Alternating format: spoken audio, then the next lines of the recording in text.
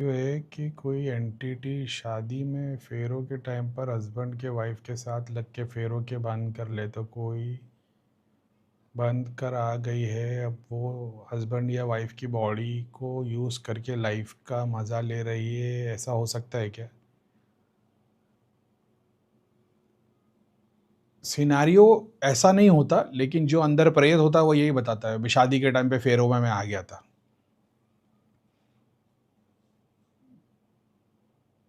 Negativity होती है, बंदे को शरीर में हाजिरी भी आती है, उसके साथ में सारी चीज़ें भी होती है। चेकिंग कराने जाते तो वो बोलता है कि भाई मैं शादी में फेरों में साथ में आ गया था।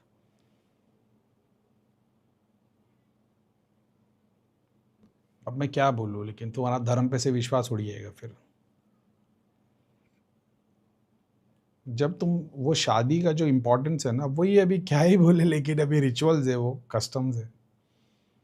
शादी हो रही है, वो यज्ञ हो रहा है, यज्ञ की महिमा क्या है यार? दिया जला के दुनिया भर के प्रेत आदमी खींच रहा है, दुनिया भर के प्रेत को गायब कर रहा है, तो वो हवन से कैसे हो सकता है?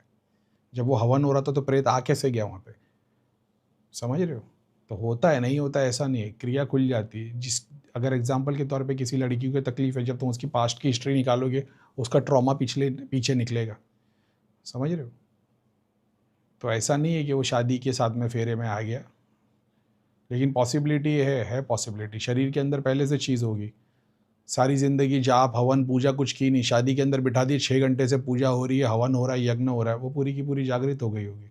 अब जब वो जागी तो उसने कॉन्शियसनेस में यही देखा कि मैं शादी के अंदर में हूँ और मेरी शादी हो रही है, क्योंकि एक साथ पूरी शक्ति आ गई ना। अब उसके दिमाग में कॉन्शियसनेस में वो मेमोरी रह गई है, अब वो उसी के साथ जी रहा है कि मैं तो शादी करके आया हूँ। वो था पहले से, वो जागा उस वक्त।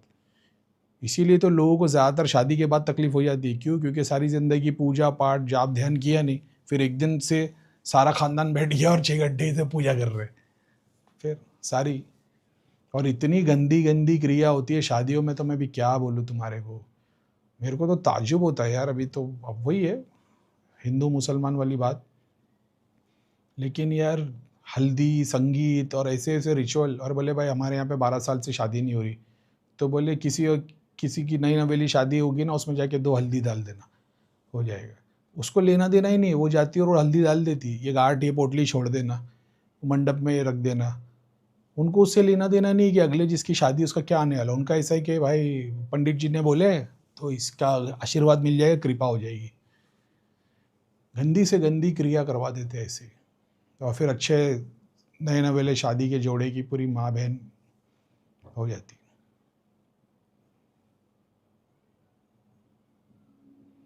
और एक तो ये देने दिखाने वाले, अरे पता नहीं है, अच्छा अरे ऐसा होता है, सुपारी बांध दो हाथ के ऊपर। एक तो ये आधे अधूरे भगवान वाले जो ये जाते तंत्र वाले चाची फूफी लोग, बोले भैया हमारे यहाँ शादी होती है तो हर शादी के जोड़े को ये एक भगवान की मूर्ति और ये 2 पोटली और ये कवच ये देते हैं रखने को।